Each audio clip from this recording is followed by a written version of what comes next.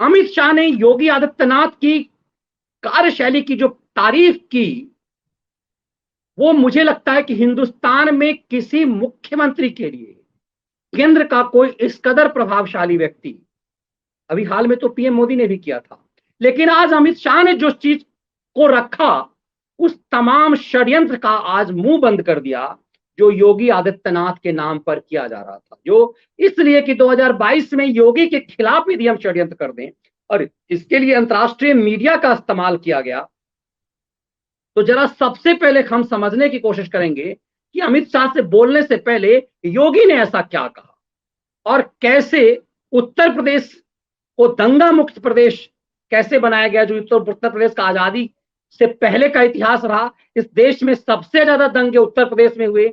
इस देश में विभाजन की जो सबसे ज्यादा जिम्मेदार प्रदेश है, उसमें से यूपी बिहार सबसे ज्यादा है। बंगाल को आप अलग ढंग से ले सकते हैं, लेकिन ये जो सपना पाकिस्तान जाने का देखा था, वो उत्तर प्रदेश और बिहार के मुसलमानों ने देखा था। लेकिन और आजादी से पहले भी सबसे ज्यादा दंगे उत्तर प्रदेश में, आजादी के बाद भी सबसे बड़े दंगे। तो 2017 के बाद से यूपी में दंगा क्यों नहीं हुआ, इसके बारे में उन्होंने बताया। माफिया राज कैसे खत्म हुआ, और उस सच को जब देश का गृह मंत्री बताता है तो उसके क्या मायने होते हैं। लेकिन पहले योगी आदित्यनाथ की बात आप सुनेंगे तो समझ में आएगा कि इस बदले परिवेश में राजनीति कैसे बदल गई। हम सबका भरोसा ये क्यों जगता है कि राजनीति में ऐसे व्यक्ति का होना चाहिए जो एकदम से योगी जैसा तपस्वी हो, जो परिवार और खुद से ऊपर राष्ट्र को रख सकता हो।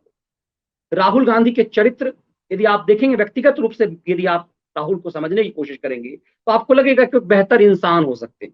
एक पति पत्नी वो टाइप की फैमिली वाला जो है वो ठीक है, उस लिहाज से हो उनका जो मानसिक स्टेटस है। लेकिन उस व्यक्ति को भारत का प्रधानमंत्री बनाने का जो आज के दौर में जिस तरह से उनके बाबूजी को बना दिया गया और 4 में अब 2.5 साल के अंदर वो फ्लॉप हो गए, वो राहुल गांधी में इस्तेमाल करने की कोशिश की जा रही है। लेकिन सच ये है कि योगी ने जो बताया, उसने परिवारवाद की राजनीति पूरे देश में जो चल रहा है, आप पूरे क्षत्रिय छत्रपों को देखेंगे तो आपको लगेगा कि कैसे एक परिवारवाद की राजनीति चल रही है कि मैं मुख्यमंत्री हूं, मेरा बेटा ही आगे मुख्यमंत्री बनेगा, मेरा भतीजा ही बनेगा। ये पूरे देश में हर क्षत्रिय छत्रप का ही चल रहा है, चाहे वो जम्मू कश्मीर से ले लीजिए और दक्षिण तक, आप केरल तक चले जाइए, तमिलनाडु तक चले जाइए, वही हाल है। पंजाब से लेकर के आप अरुणाचल चले जाइए, वही हाल है। असम तक वही हाल है। तो योगी को सुनना है। उसके बाद अमित शाह को क्यों योगी ने मजबूर किया, इसको भी जरा सुन लीजिए जरा सही। पहले योगी के हुंकार को आप सुनेंगे तो चीजें तो यशस्वी होता है, निस्वार्थ भाव के साथ कार्य करता है तो देश के बारे में सोचता है। 136 करोड़ लोग उसके परिवार के हिस्से होते हैं, लेकिन जब नेतृत्व स्वार्थी होता है, भ्रष्ट होता है, बेईमान होता है, वह केवल अपने बारे में सोचता है, अपने परिवार के बारे में सोचता है। और आजादी के बाद से लेकर के विभिन्न सरकारों में, केंद्र में हो या राज्य में, यही तो होता रहा है। योगी के ये 2 लाइन जो है ना, उसने आजादी से बाद से लेकर के नेहरू के पूरे चरित्र को सामने रख दिया कि कैसे नेहरू का हर चाल जो है, हर अपनी विदेश यात्रा में इंदिरा को क्यों रखते थे। उस समय लगता था कि ये उनका धर्म है, वो देश के, मानो एक तरह से वो देश के राजा हैं, हर जगह इंदिरा को क्यों रखते थे। अपने कार्यकाल के दौरान ही इंदिरा को कांग्रेस अध्यक्ष बनाकर एक तरह से उन्होंने उम्मीदवारी पेश कर दी कि यही मेरी बेटी ही जो देश का प्रधानमंत्री बनेगी। अब आकस्मिक मौत हो गई उनकी, वरना बेटी को ही प्रधानमंत्री बना करके जाते। उसके बाद की परंपरा आप देखी ना कि इंदिरा गांधी जब सत्ता में आई तो कैसे संजय को रखा। संजय की मौत होते हुए इंदिरा गांधी को किसी पर भरोसा नहीं था, इसीलिए राजीव गांधी की एंट्री करवा दी। और ऐसा लगा कि ये बहुत जैसे लगता है कि एकदम वैधानिक है, ये संविधान के तहत है। उसके बाद तमाम क्षेत्रीय छत्रपों को देख लीजिए, चाहे वो जम्मू कश्मीर में अब्दुल्ला परिवार को देख लीजिए, आप मुफ्ती परिवार को देख लीजिए, किसी भी राज्य में देख लीजिए, आप उत्तर हरियाणा में चौटाला परिवार को देख लीजिए, हिमाचल प्रदेश में देख लीजिए, पंजाब में देख लीजिए, बिहार में देख लीजिए, उत्तर प्रदेश में देख लीजिए, किसी भी राज्य में आप देख लीजिए, उसी पे चोट योगी आदित्यनाथ ने मारा। तो पूरी तरह से फिर उन्होंने मैसेज बताया कि हम ये काम क्यों कर पाए, क्योंकि हम एक तपस्वी हैं और 24 घंटे हम काम करते हैं। इसीलिए योगी के कंधे पर दो दो मुख्यमंत्री सवार किए गए, उप मुख्यमंत्री, कि योगी को टाइट किया जा सके। और जो उत्तर प्रदेश का जो जातिवादी चरित्र है उसके हिसाब से एक ब्राह्मण भी लटका दिया जाए, एक ओबीसी भी लटका दिया जाए और एक जातिवादी समीकरण को जो है पुष्ट किया जा सके। लेकिन जब इंसान का खुद का कद, जब आप अपनी लकीर इतनी बड़ी खींच लेते हैं कि सामने आपको खींचने की कितनी भी कोशिश करे वो फेल्योर होता है। तो योगी आदित्यनाथ ने अपनी लकीर इतनी लंबी खींच दी कि वो जो लटकन की तरह जो दो मुख्यमंत्री कनगुजर की तरह जो उनको बैठा दिए गए थे, आज यही कहेंगे कि ये कायदे से यही दो उप मुख्यमंत्री थे जो अपने अपने ढंग से एजेंडा सेट कर रहे थे। लेकिन कि भाई मेरी जाति, मेरा प्रभाव, मेरा संघ से नजदीकी, यही चीज चलता रहा कि मेरा फलाना से परिचय है, मेरा उसके साथ परिचय है, मैं वहां सेट कर लूंगा, मेरा संघ के साथ बहुत साठ गांठ है, मेरी जाति का ये है।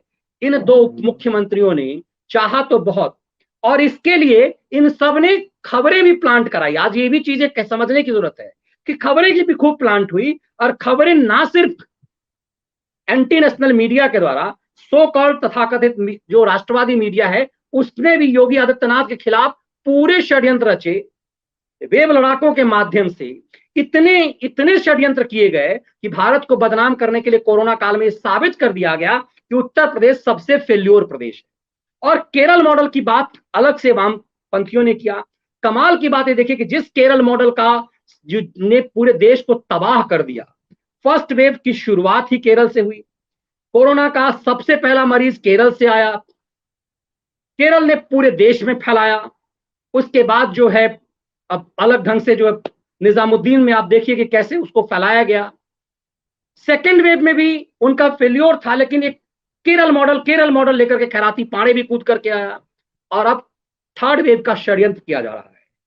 क्या यह माना जाए कि बहुत तरीके से केरल को भारत के खिलाफ एक इस्तेमाल किया जा रहा है, क्योंकि वहां पर एक खास समुदाय है तो इसलिए इस्तेमाल किया जा रहा है, और जानबूझ करके उसके विपरीत में योगी के खिलाफ षड्यंत्र किया गया। लेकिन आपके खिलाफ कोई षड्यंत्र फेल हो जाता है, हर षड्यंत्र फेल हो जाता है जब आप सच्चे और ईमानदार होते हैं और कर्मठता के साथ अपना काम करते हैं। योगी ने इस चीज को साबित कर दिया। तभी आ जाकर के इतने षड्यंत्र की यह भी कहा जाने लगा कि योगी के कंधे पर अब तीसरा एक उप मुख्यमंत्री बैठा दिया जाएगा। वो उप मुख्यमंत्री थर्ड उप मुख्यमंत्री वो होगा जो नरेंद्र मोदी और अमित शाह का बहुत बड़ा सिपह सालार है। वो रिटायर्ड आईएएस ऑफिसर है, गुजरात कैडर का है, उत्तर प्रदेश से भूमिहार जाति का है। तो मतलब एक ब्राह्मण हो गया, एक भूमिहार हो गया, एक ओबीसी हो गया, तो सेट हो गया, पूरे कंधे पर जो है वो बैठा दिया जाएगा। और ये खेल किया गया कि अमित शाह के भी पसंद के नहीं है योगी, और मोदी के जो टारगेट करने वाले हैं मोदी के प्रतिद्वंदी बन गए। तो ये खेल किया गया। आज अमित शाह ने उन सबको धो दिया।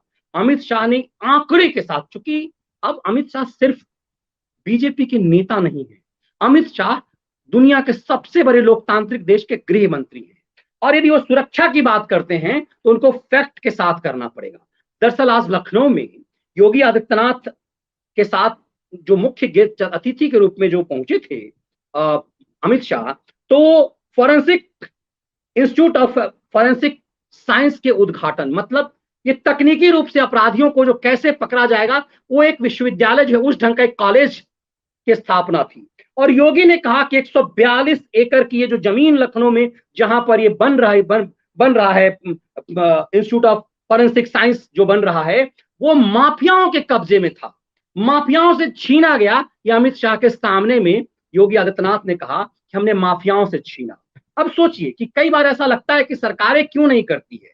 कांग्रेस काल में क्या था, या फिर इन क्षेत्रीय छत्रकों के दौर में क्या था? आजम खान को अलग लूटने की जगह है कि वो पब्लिक की जमीन लूटेगा और एक कॉलेज कहीं बना देगा और कहेगा कि ये जौहर यूनिवर्सिटी वो बना रहा है, और एक समुदाय विशेष खुश हो जाएगा कि मोहम्मद जौहर के जो है कि नाम पर यूनिवर्सिटी कर रहा है।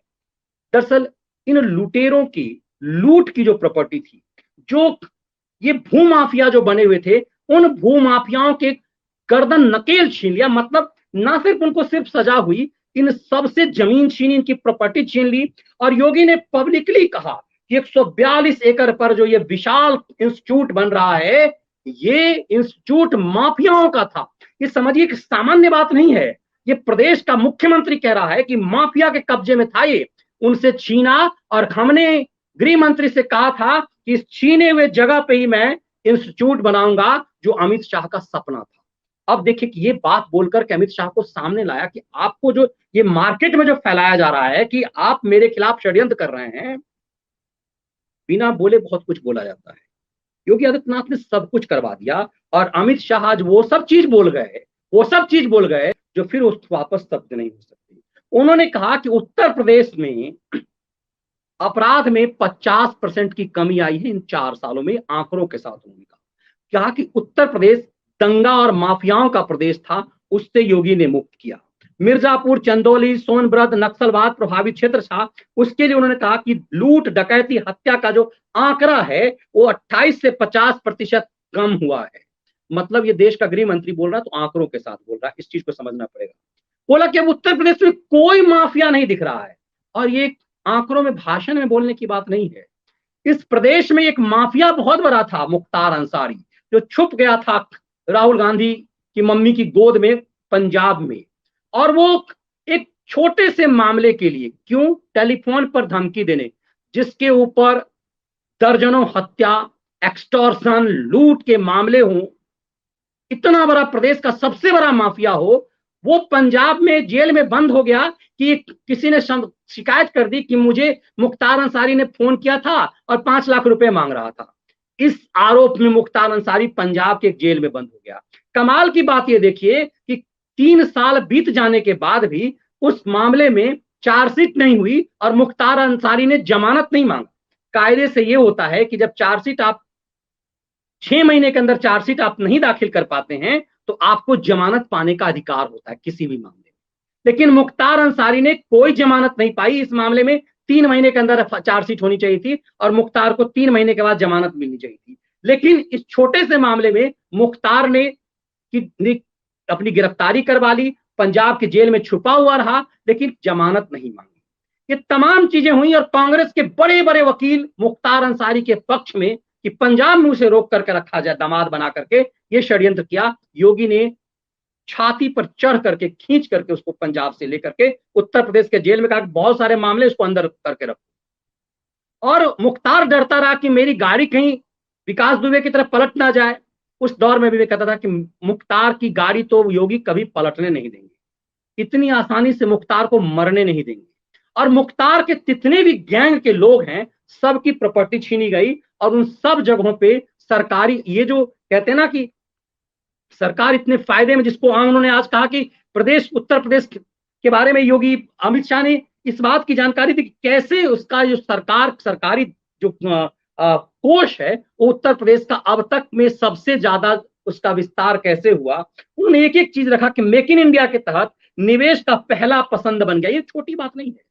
यदि देश का गृह मंत्री किसी राज्य के बारे में ऐसी पहली, भाजपा के पास कोई एकमात्र उत्तर प्रदेश नहीं है, कई सारे प्रदेश हैं भाजपा के पास। और ना सिर्फ ऐसा नहीं कि वो एनडीए का प्रदेश है, जैसे बिहार है, और बिहार में भी अब बड़ी पार्टी है बीजेपी, लेकिन बावजूद उन्होंने कहा कि मेक इन इंडिया, ही छोटी, ये बहुत बड़ी बात है कि उत्तर प्रदेश और बिहार जैसे राज्य के लिए, अब बिहार की तो आप तुलना ही नहीं कर सकते, कोई तो छोटा मोटा उद्योग भी लगाना नहीं चाहता। कोई बिहारी यदि प्रयास भी करता है कि हम यदि बाहर के अनुभवों से सीख करके आए तो यहाँ करने नहीं देंगे बिजनेस, 4 आपके पीछे पड़ जाएंगे।